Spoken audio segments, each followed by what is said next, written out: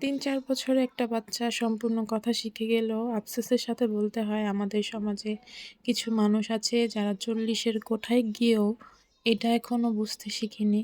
কোথায় কোন কথা বলতে হবে এবং কোথায় চুপ থাকা তার জন্য সম্মানজনক। আসসালামু আলাইকুম।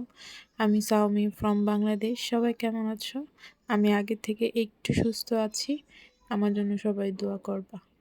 তো যা বলছিলাম, হ্যাঁ, আমাদের সমাজে ৩-৪ বছরের বাচ্চারা সম্পূর্ণরূপে কথা শিখে যায়। কিন্তু কিছু লোক এমনও আছে যারা ৪০ বছর বয়সেও এইটা বোঝে না যে কোন জায়গায় কোন কথাটা বলতে হবে আর কোথায় তাকে থামতে হবে।